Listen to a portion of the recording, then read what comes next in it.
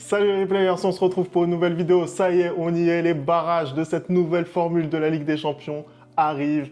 Et quoi de mieux qu'un choc incroyable pour ces barrages. Manchester City face au Real Madrid. Écoute, Femi, on avait l'habitude de voir ce choc dans les phases finales de Ligue des Champions, on avait l'habitude de voir ce choc en demi-finale, on avait l'habitude de voir ce choc en quart de finale ou même encore en huitième de finale. Et bien cette saison, on a reculé d'un cran, on voit ce choc en barrage parce que les deux équipes sont mal en point. Hein, et finalement, on se retrouve avec Real Madrid, Manchester City en barrage de Ligue des Champions. Hein, c'est une affiche de finale de Ligue des Champions limite. Hein. Voilà, là, franchement, je ne peux même pas me prononcer, je ne peux même pas m'avancer parce que les deux équipes sont aussi mal l'une que l'autre, même si Femi ne veut pas le reconnaître. Je ne le reconnaîtrai pas, je le reconnaîtrai pas, on va en parler. D'ailleurs, vous, n'hésitez pas à nous donner votre avis dans les commentaires, mais moi, je considère quand même qu'il y a une équipe qui est un peu mieux que l'autre.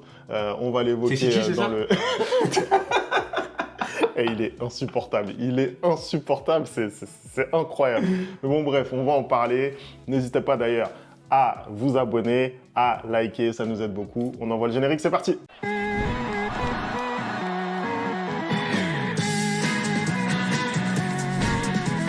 On va commencer cet avant-match, Anderson. Tu as rappelé en intro le contexte vraiment qui est assez compliqué pour les deux équipes. Anderson, déjà, toi, j'ai envie de te demander un petit peu ton ressenti. Qu'est-ce qui te vient à l'esprit comme ça quand tu vois Manchester City qui se présente? Qu'est-ce qui te vient à l'esprit? Ce qui me vient à l'esprit déjà, c'est que j'en ai marre. Voilà. Je suis désolé, j'en ai marre. J'en ai marre. C'est la quatrième fois en 5 ans qu'on rencontre Manchester City. Hein. J'en peux plus. Certes, c'est devenu un nouveau choc européen, un peu à l'instar d'un Real Madrid-Bayern Munich, mais là, j'en peux plus. En plus, à chaque fois, on a des gros matchs. On a eu des 3-3, on a eu des 4-3, on a eu des 3-1, on a eu des 4-0. Hein. Je l'ai là. On a eu tout. Hein. L'année dernière, on les a sortis en quart de finale après prolongation, hein, après un match encore extraordinaire.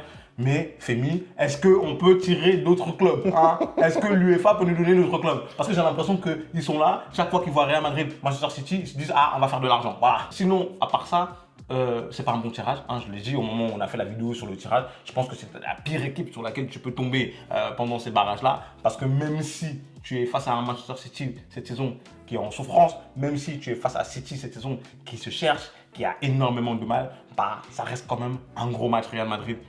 Face à Manchester City parce que justement le contexte du match peut les transcender, peut faire en sorte que justement ils lancent leur saison d'une bonne manière. Donc pour moi c'est clairement pas un bon tirage et surtout que tu regardes côté Real Madrid l'hécatombe de blessures qu'il y a hein, quand tu vois le Real Madrid qui n'arrive toujours pas à trouver un style de jeu, quand tu vois que le Real Madrid n'arrive toujours pas à gagner dans un grand match. Bah écoute, moi ça me fait peur. On va rentrer en détail hein, sur justement ce qui se passe au Real avec cette hécatombe, notamment au niveau des blessures. Mais oui, pour recontextualiser un petit peu cette rencontre, tu as parlé de ce caractère vraiment historique de cette partie. Voilà, c'est en train de devenir un nouveau classique, ce Manchester City-Real Madrid, avec des matchs les plus dantesques les uns que les autres. Et c'est vrai que là, sur ce match-là, bah, moi, j'ai vraiment hâte de le voir parce que j'ai l'impression que l'incertitude est à son paroxysme. J'ai l'impression vraiment que tout peut se passer vraiment dans cette partie. C'est vrai que par rapport aux rencontres précédentes qu'on a pu avoir entre les deux clubs, je pense qu'on s'est souvent trompé hein, entre l'équipe qui était favorite et l'équipe qui est finalement passée. Exactement. Je pense qu'on s'est beaucoup trompé. Donc voilà, ne vendons pas la peau de l'ours. Hein, mais en tout cas, moi, c'est un match que j'ai hâte de suivre en tant que fan de football. Hein. Anderson, maintenant, si on rentre un petit peu plus dans le détail, peut-être qu'on va tout de suite parler de la compo probable que risque d'aligner Carlo Ancelotti, puisqu'on est en train de le dire à l'instant, énormément de blessures, du coup les choix sont assez restreints. Bah écoute, déjà quand on regarde la liste des joueurs convoqués, bah, il y a 3 joueurs du centre de formation du Real qui intègrent cet effectif. Pourquoi? Bah, parce que il y a énormément de blessés. On vient encore d'apprendre là quelques temps avant que Lucas Vazquez finalement est blessé. Je ne sais pas si c'est un mal pour un bien. Hein. Femi avait l'air de le penser avant. Mais même si je le déteste, bah, je trouve que c'est important qu'il soit disponible. Aujourd'hui, en fait, moi, ce qui me dérange, c'est la disponibilité. C'est qu'on n'a plus le choix. Aujourd'hui, on est limite obligé de faire certains choix parce que il y a tout le monde qui est blessé. Là, je me réjouissais du retour de Alaba à la compétition. Finalement, blessure musculaire aussi de la part de Alaba. Et ça arrive au pire moment. Un Rudiger, blessure musculaire aussi, ça arrive au pire moment. Là, aujourd'hui, tu te présentes face à une équipe de City, tu n'as pas un seul joueur de ta défense titulaire. C'est très, très, très, très grave, en fait, ce qui se passe. Parce qu'aujourd'hui, si tu regardes les joueurs qui sont blessés, Militao, Rudiger, Alaba et Carvajal, mais c'est limite ta défense. Parce que si on va dire, tu décales un Alaba en défenseur gauche, tu peux clairement faire une défense de compétition avec cette équipe, avec ces joueurs-là, en fait. Et aujourd'hui, t'as rien, parce que même tes doublures, comme Lucas Vazquez, ils sont blessés. Donc, tu seras obligé de composer avec ce que tu as. En ce qui concerne la compo probable, du coup, vu tous les blessés, je pense qu'au cage, il n'y a pas de surprise. Ça sera toujours Thibaut Courtois. Et j'espère qu'il va nous sortir un gros match, parce que je pense aussi qu'une qualification du Real passe par un gros match de Thibaut Courtois. En défenseur droit, vu qu'il n'y a pas Lucas Vazquez, je pense que malheureusement, notre couteau suisse, Valverde, va devoir dépanner en défenseur droit, parce que je ne vois pas du tout Ancelotti dans un match comme ça mettre Lorenzo. En défense centrale, ce sera certainement Tchouaméni et Raúl Asensio, parce que je pense que Asensio, comme on dit au quad, pour les Camerounais, vous allez comprendre, il a clairement cimenté sa place, il ne peut plus bouger de ce 11-là. Tchouaméni, faute de mieux, même si je ne suis pas fan de Tchouaméni, en défense centrale, là aujourd'hui, il n'y a vraiment pas le choix. À gauche, par contre, je pense que ce sera Mendy, même si ce week-end on a vu Fran Garcia, parce que connaissant Ancelotti, il ne va pas faire 2 matchs sans mettre Ferland Mendy, surtout contre ce City-là. Il a besoin de garanties défensives, donc je pense que ce sera plutôt Ferland Mendy. En double pivot, tu vas y avoir Ceballos qui clairement maintenant s'est imposé. Le deuxième, moi j'ai une incertitude parce que c'est soit Modric, ou soit Camavinga qui vient de revenir. Mais est-ce que Ancelotti va prendre le risque de titulariser Camavinga qui n'a pas trop le rythme? C'est à savoir, mais je pense que peut-être aussi le fait que Modric soit vieux et puisse pas forcément tenir sur 90 minutes, peut-être qu'il va faire, il va couper la part en deux. Modric va jouer, va commencer le match et finalement Camavinga va rentrer par exemple pour les 30 dernières minutes ou pour les 40 dernières minutes, un truc comme ça, je ne sais pas trop. Mais voilà, en tout cas, je pense que c'est soit Modric, soit Camavinga qui va débuter au milieu de terrain. Et devant, il n'y a pas de surprise. On aura un Bellingham en position un peu de numéro 10 qui se projette. À gauche, Vinicius. Au centre, Mbappé. Et à droite, Rodrigo. Voilà pour moi ce qu'il va mettre aujourd'hui. Maintenant, si je te pose la question, est-ce que tu es satisfait avec ça? On a beaucoup parlé lors du dernier débrief de ce qui a pu se passer, sur le fait que ça avait quand même beaucoup de mal à faire les efforts défensifs, notamment pour Vinicius, pour Kylian Mbappé. Est-ce que toi, tu aurais pu faire autrement au niveau de cette animation-là et pour l'équilibre de l'équipe? Là, aujourd'hui, c'est compliqué de faire autrement. Pourquoi? Parce que tu as un pléthore de stars déjà et je suis obligé pratiquement de tous les faire jouer. Moi maintenant, si je suis coach, je pense qu'on le voit clairement que quand il y a les 4, c'est très difficile de jouer.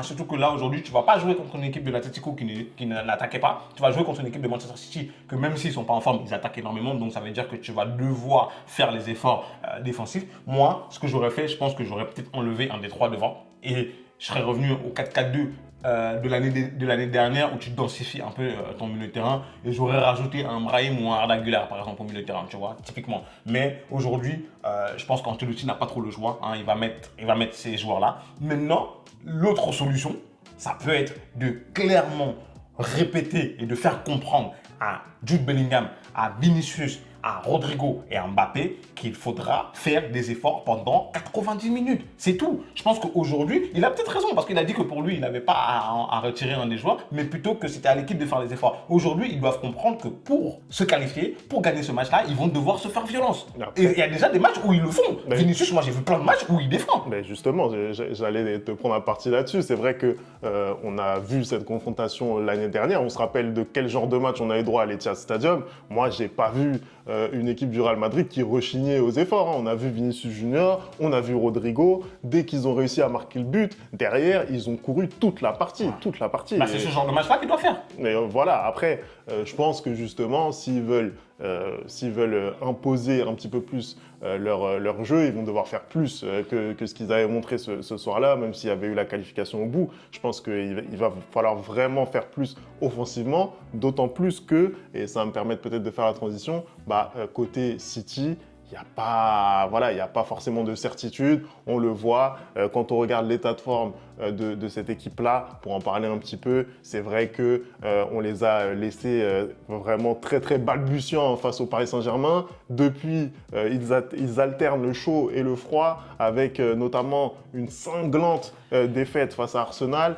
Voilà, quand on se rappelle là, que ce soit l'année dernière ou il y a 2 ans, des difficultés qu'avait Arsenal à battre cette équipe, là, ils ont pris complètement l'eau en deuxième période. Il y a eu aussi, pour parler des choses positives, une victoire contre Chelsea, Chelsea qui joue de nouveau les premiers rôles cette saison. Il y a eu, lors du dernier match en Cup, une qualification très compliquée, très compliquée face à une équipe de Ligue 1, il me semble. Donc, c'est une équipe de 3e division. C'est ça.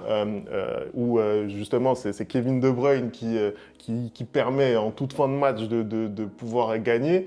Mais c'est vrai que vraiment Manchester City aujourd'hui, ça devient de plus en plus compliqué. Et moi, je l'avais déjà soulevé lors de la confrontation face au PSG. Aujourd'hui, il va vraiment falloir se demander si individuellement, les joueurs sont toujours au niveau, Anderson. Voilà. Bah, aujourd'hui, en fait, je pense que le principal problème de Pep Guardiola, c'est que individuellement, comme tu viens de le dire, il y a certains joueurs qui ne sont pas au niveau. On prend typiquement un Phil Foden, il est juste l'ombre de lui-même. C'est très compliqué aussi pour Bernardo Silva cette saison. On voit que Kovacic, il fait des efforts, mais il ne peut pas remplacer Rodri. C'est trop difficile en fait. Il y a certains joueurs qui, par moment, ont des fulgurances, mais c'est toute l'équipe collectivement qu'on ne reconnaît plus. Et moi, je suis en train de parler de la défense du Real Madrid, mais la défense de City, c'est pareil, c'est catastrophique. Donc là, on va sûrement voir un match avec 5 partout, 6 buts à 5, parce que je pense que les défenses, c'est des passoires. Aujourd'hui, c'est ce qui fait en sorte que finalement, on a l'impression que quand on arrive dans ce match-là, certes, le Real n'est pas bon, mais le Real est quand même mieux que Manchester City. Et on a l'impression que le Real arrive dans ce match-là en posture de favori. Mais pour moi, il faut quand même faire très attention parce que justement, l'aspect qui peut changer ce match-là, c'est le côté tactique. Et là-dessus, qu'on l'aime ou qu'on l'aime pas, Guardiola, il en a énormément à revendre. Et je pense que s'il y a un entraîneur qui est capable d'observer ce que fait le Real Madrid et de comprendre directement quelles sont nos faiblesses, bah c'est bien Pep Guardiola. Et d'adapter aussi sa tactique et son effectif en fonction du Real Madrid, bah c'est bien Pep Guardiola. Après, maintenant, sur le terrain, il faudra que les joueurs répondent présents aussi. Parce que de l'autre côté, certes, il n'y a peut-être pas de tactique, mais il y a de la qualité individuelle qui est fantastique. Parce que si tu tombes sur un jour où Vinicius et en pleine bourre, bah, tu peux mettre la tactique que tu veux. On a vu, Guardiola, il a mis les tactiques qu'il veut. Si tu peux tomber sur un jour où, déjà Rodrigo en Ligue des Champions, c'est très efficace, généralement, de manière générale. Si tu tombes en plus, en ce moment, il est super en forme. Si tu tombes sur un jour où Rodrigo tout passe, qu'est-ce que tu veux faire? En plus, tu as aussi Mbappé qui peut prendre la profondeur quand on le lance. Donc pour moi, j'ai l'impression que City arrive dans une position d'outsider, mais il faut faire très attention. Je pense que c'est une équipe qu'il ne faut pas prendre à la légère, Femi. Je pense que c'est une équipe, malgré le fait qu'elle soit diminuée collectivement et individuellement, qui fait quand même très peur. Anderson, je te pose la question, quelle est pour toi la clé ou les clés du match? Qu'est-ce que doit faire le Real sur la pelouse de l'Etihad pour remporter la partie? On sait que, voilà, tu l'as dit, ça va être quoi qu'il arrive un match difficile parce que c'est Manchester City, d'autant plus à l'Etihad Stadium. Ça reste une équipe qui est très forte malgré tout. Qu'est-ce que le Real doit faire? Bah déjà, je ne sais pas ce que le Real doit faire, mais je sais ce que le Real ne doit pas faire. Le Real ne doit pas jouer comme elle a joué en première mi-temps face à Atlético Madrid. Voilà. Déjà, c'est un premier point. Non, aujourd'hui, non. Si on veut parler sérieux, ce que le Real doit faire aujourd'hui, c'est montrer un visage conquérant. C'est montrer de l'intensité dans le match. Ce que je veux voir du Real, c'est ce que j'ai vu en deuxième mi-temps face à Atletico, un Real qui met de l'intensité. Et je pense que vraiment, pour le coup, on est sur une des années où, si ce Real-là met de l'envie, il met de l'intensité, pour moi, il n'y aura même pas photo entre ce City et le Real. Parce que le City que j'ai vu jouer contre Arsenal, ils étaient totalement dépassés. Ils étaient totalement dépassés par les événements. Et je pense que, sans vouloir manquer de respect une fois de plus à Arsenal, je pense qu'il y a beaucoup plus de qualité individuelle côté Real Madrid, même si collectivement, justement, je trouve que l'équipe de Arteta, elle est bien meilleure. Je pense qu'il y a des qualités individuelles au Real qui sont indéniables et qui peuvent faire très mal à cette équipe de City. Donc j'ai besoin de voir un Real qui, dès la première à la 90e minute, va être concerné par le match. J'ai pas envie de voir un Real à courant alternatif. J'ai pas envie de voir un Real qui attend d'encaisser un but pour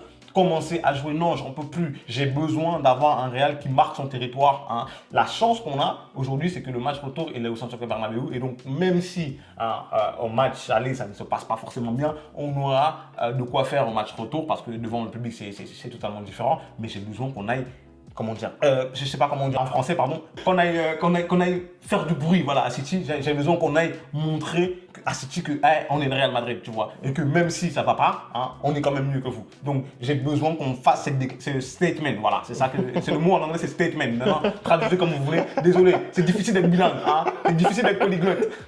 Mais j'arrive pas à trouver mes mots en français. Mais en tout cas, j'ai besoin que le Real s'affirme. J'ai besoin que le Real s'affirme aujourd'hui. J'ai besoin que le Real arrête de se cacher. J'ai besoin que le Real fasse une partie où on sent que, ok, c'était toi le favori du match. Tu sors du match en étant favori. En tout cas, que tu assumes ta position, tout simplement. Moi, je suis d'accord avec toi. Déjà, sur l'intensité, oui, il va falloir faire mieux que ce qu'on a pu voir, par exemple, de pire du Real cette saison en Ligue des Champions. Je pense tout de suite là à Anfield, où ça a été compliqué. Au stade Pierre-Mauroy aussi, ça a été compliqué.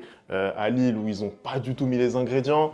Voilà, il y a des matchs comme ça où tu te dis, ouais, voilà, t'es le Real Madrid, t'as des individualités très fortes et malgré tout, tu fais pas le nécessaire. Là, il va falloir être présent directement. Moi, je fais clairement partie de ceux qui pensent que si le Real met tous les ingrédients, pour moi, il n'y aura pas match. Pour moi, il y aura pas. Je vois pas vraiment. Pour moi, là, j'ai vraiment l'impression qu'il y a un fossé incroyable entre les deux équipes. Tu vois, je pense que on a rarement eu un déséquilibre aussi flagrant entre les deux équipes, vu toutes les confrontations qu'on a vues. Après, c'était le cas en 2021-2022 au final. Et le Real arrive quand même à s'en sortir avec la saison où il y a Karim Benzema. Pour moi, c'est le cas aussi. Non, je suis pas d'accord parce que individuellement, il y avait quand même la qualité côté Real. Après, c'est sûr que c'était beaucoup moins abouti et que City à cette époque-là arrivait vraiment à son prime d'un point de vue collectif. Mais voilà, le fossé qu'il y a aujourd'hui entre les deux équipes, pour moi, et c'est pas forcément un compliment que j'adresse au Real Madrid, parce que... Oui, ils sont pas... C'est juste que City est très nul, pardon, et le Real est nul. En voilà, fait, c'est ça. Et vraiment, pour moi, il y a une grosse différence d'un point de vue qualité individuelle. Parce que, encore une fois, je suis désolé, il y a des joueurs, peut-être, que Guardiola pensait incorporer pour justement faire son renouvellement au fur et à mesure, mais je pense qu'il y a des joueurs voilà, qui répondent tout simplement pas aux attentes d'un club comme City aujourd'hui. C'est aussi simple que ça, tu vois. Et maintenant, même si là, lors du mercato d'hiver, City a été très actif, à voir ce que ces joueurs-là vont apporter. On a vu par exemple que Kuzanov, sa première, elle a été très compliquée, mais il a été buteur ce week-end. Marmouche aussi. Marmouche aussi qui vient d'arriver. Donc, il y a eu beaucoup de mouvements. À voir maintenant si ça va faire le taf. Moi, personnellement, je continue de penser que le Real, s'il fait le boulot, il est sérieux, voilà, il met tout ce qu'il a dans la bataille, comme ça a été le cas en deuxième mi-temps contre l'Atlético. Pour moi, il n'y a pas match. Sur 2 matchs, j'y crois pas. Moi, ce qui m'inquiète vraiment, Fémi, je suis désolé, encore une fois de plus, au côté Real Madrid, c'est cette défense. C'est une passoire depuis le début de la saison. Chaque fois qu'on a affronté une grosse équipe, notre défense n'a pas été au rendez-vous. Et ce, même quand Rudiger était présent. Hein, tu vois, donc moi, aujourd'hui, tu as une défense où pratiquement personne ne joue à son poste, donc ça va être très compliqué. Et moi, l'autre point, d'ailleurs, il y a un des abonnés qui nous l'a fait remarquer, l'autre point qui me dérange, moi, dans cette formation aujourd'hui, c'est que tu as l'impression que tu as la défense et l'attaque et il n'y a pas de milieu de terrain. Hein, parce qu'il manque un joueur, il manque ce joueur-là qui est capable de calmer le tempo du match, qui est capable de réguler le tempo du match, qui est capable justement de construire les actions offensives. Aujourd'hui, voilà, non, mais faut dire le terme, Mais clairement, il nous manque Anthony Kroos. Il nous manque Anthony Kroos aujourd'hui parce qu'on n'a pas ce milieu de terrain-là dans notre effectif. On n'a pas parce qu'aujourd'hui, comme il s'appelle, Ceballos est obligé de fournir énormément d'efforts défensifs parce que Bellingham, pour compenser un peu les montées de Bellingham, moi, j'ai besoin aujourd'hui qu'Ancelotti dise à Bellingham que, ok, tu dois te projeter. Parce que moi, je ne veux pas que Bellingham ne se projette pas. Non, au contraire, il se projette très bien et je trouve que les appels de balles qu'il fait justement sont très intelligents. Non, mais je veux qu'il remplisse son premier rôle, à savoir être au milieu de terrain et vraiment densifier ce milieu de terrain-là. Parce que si le Real ne densifie pas le milieu de terrain, ils vont perdre cette bataille du milieu de terrain face à City. Et pour moi, si tu perds cette bataille du milieu de terrain face à City, tu perds le match. Surtout que là, cette fois-ci, tu n'auras pas Valverde au milieu de terrain. Donc du coup, il faudra mettre de l'engagement au milieu de terrain. C'est pour ça que je me dis que peut-être il va plutôt privilégier un Kamavinga, même s'il n'est pas à 100%, parce que justement, lui, il met cette intensité-là, et rentrer Modric en deuxième partie pour pouvoir justement un peu temporiser. Mais aujourd'hui, les joueurs ont besoin de montrer leur meilleur visage. Vinicius, j'ai besoin que tu sois à 100%. Rodrigo, j'ai besoin que tu sois à 100%. Mbappé, j'ai besoin que tu sois à 100%, parce que sans ces trois-là à 100%, c'est fini pour nous. Donc, il faudra être létal en fait. Une occasion, but. Comme dit Thierry Henry, pas d'occasion, but. Demi-occasion, but. Une occasion, but. C'est ça qu'on aura besoin parce qu'il ne faudra pas blaguer. En fait, il faut les tuer dès le match aller. Je suis désolé, il faut les tuer dès le match aller pour même pas leur donner un espoir de vouloir revenir dans le match à Santiago Bernabéu. Il faut faire le taf au match aller, clairement. Anderson, je pense qu'on a fait le tour. Maintenant, on va parler prono. On va parler prono. Voilà, on a donné un petit peu nos avis. Maintenant, j'ai besoin que tu me donnes le score du match. Voilà, moi, je veux savoir avant. Je suis impatient, tu me connais. J'ai besoin de connaître le score. La façon, on parle du match aller uniquement. On parle du match à l'Etihad. Oui, bien sûr, bien sûr. Donc, Manchester City, Real Madrid. Écoute, moi, à l'Etihad, je vois un match nul. Voilà, je vois un match nul. Je vois 2 buts partout. J'ai l'impression que Rodrigo va nous sortir encore un grand match. Donc, j'ai l'impression que Rodrigo va marquer. J'ai l'impression aussi que Vinicius va marquer. Mais je ne vois pas City perdre en fait. Je ne sais pas pourquoi. Je ne vois pas City s'incliner dans son stade. Donc, je pense qu'il y aura 2 partout. Moi, je suis désolé, je ne vois pas comment le Manchester City actuel, je ne vois pas comment il peut gagner face à ce Real Madrid. Je suis désolé de le dire, malgré tous les problèmes qui entourent le Real en ce moment, malgré l'arrière-garde défaillante du Real, de toute façon, il manque clairement des éléments dans cette défense, mais malgré tout ça, je pense que le gap est trop important. Pour moi, c'est victoire du Real Madrid. 3-1 sur la pelouse de l'Etihad Stadium. Je ne vois pas faire le Real faire le clean sheet, mais je vois le Real. Vu que Femi vient de dire 3-1 pour le Real Madrid, ce sera 3-1 pour City. Bien évidemment, on connaît sa chance avec les pronostics. Merci beaucoup. Voilà, là, tu viens d'amener la poisse sur mon équipe. Là. Tu ne peux pas dire que City allait gagner. Lui, il est pareil que Drake, frère. C'est un chat noir. Ah ouais. Vas-y, on va se revoir mardi parce que là, tu es là, tu parles mal. On va se revoir mardi. Merci d'avoir regardé cette vidéo. On n'oublie pas les bonnes habitudes @le replay foot et on se retrouve très très vite pour une nouvelle vidéo. Ciao.